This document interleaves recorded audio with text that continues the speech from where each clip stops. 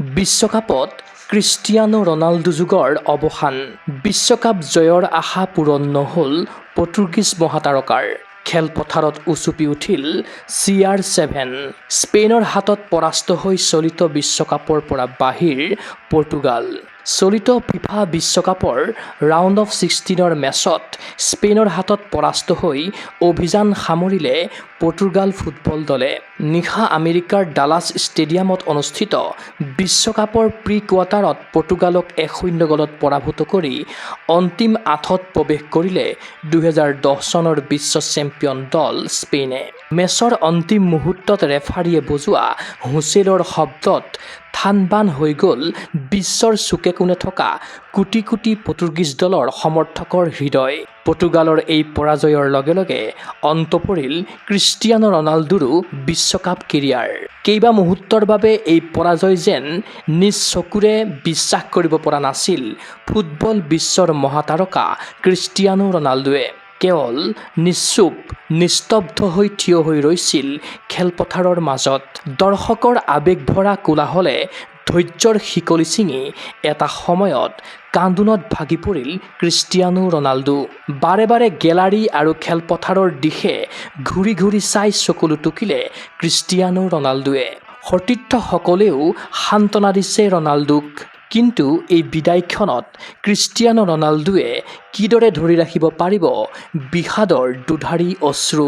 স্পেইনৰ বিৰুদ্ধে মেচৰ পাছতেই স্বপ্নভংগ হ'ল পৰ্তুগালৰ লগতে 41 বছৰীয়া কিংবদন্তি ফুটবলাৰ ক্ৰিষ্টিয়ানো ৰনাল্ডোৰ। স্পেইনৰ হাতত 1-0 ব্যৱধানত পৰাস্ত হৈ বিশ্বকাপৰ ৰাউণ্ড অফ 16ৰ পৰাই বিদায় ল'লে পৰ্তুগালে। মেচৰ 90 মিনিটৰ অতিৰিক্ত সময়ত স্পেইনৰ হৈ একমাত্ৰ বিজয়সূচক গ'লটো স্ক'ৰ কৰিলে মাইকেল মেৰিনোৱে। এই গ'লৰ ফলত ধূলিতচাত হ'ল ক্ৰিষ্টিয়ানো ৰনাল্ডো তথা পৰ্তুগালৰ বিশ্বকাপ জয়ৰ সপোন। স্পেইনৰ বিৰুদ্ধে খেলপথাৰত নমাৰ পূৰ্বেই ৰনাল্ডোৱে অৱগত কৰিছিল যে এয়াই তেওঁৰ কেৰিয়াৰৰ শেষ বিশ্বকাপ। সেয়েহে কেৰিয়াৰৰ অন্তিমখন বিশ্বকাপৰ মেচত সুন্দৰ প্ৰদৰ্শনেৰে বিদায় লোৱাৰ লক্ষ্য আছিল ৰনাল্ডোৰ।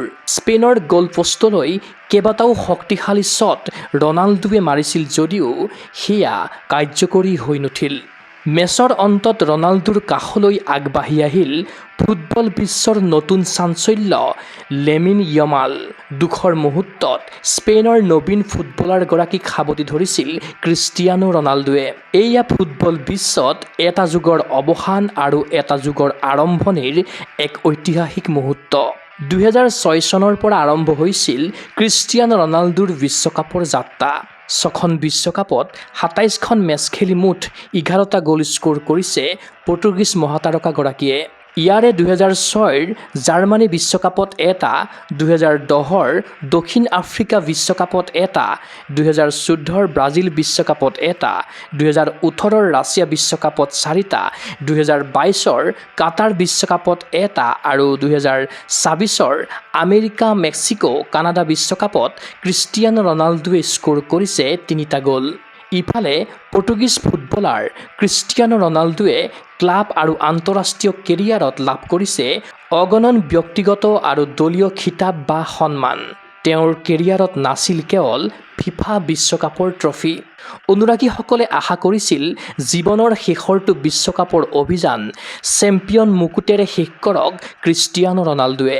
কিন্তু ক্ৰিষ্টিয়ানোৰ বিশ্বকাপৰ সেই সোণসেৰীয়া যাত্ৰাত অপূৰ্ণ হৈ ৰ'ল বিশ্বজয়ৰ সপোন। আমেৰিকাৰ ডালাছ ষ্টেডিয়ামতেই ক্ৰিষ্টিয়ানো ৰনাল্ডোৱে খেলিলে কেৰিয়াৰৰ অন্তিমখন বিশ্বকাপৰ মেচ। বিশ্বকাপৰ মঞ্চত বিশ্বৰ ফুটবল অনুৰাগীয়ে আৰু দেখা নাপাব CR7ৰ দুভৰিৰ যাদু। কিন্তু বিশ্ব ফুটবলৰ ইতিহাসত ক্ৰিষ্টিয়ানো ৰনাল্ডোৰ নাম লিপিবদ্ধ হৈ থাকিব সোণালী আখৰেৰে চিৰদিন চিৰকাললৈ। নিউজ ডেস্ক ৰিপৰ্ট, গগো স্পৰ্টছ এনি।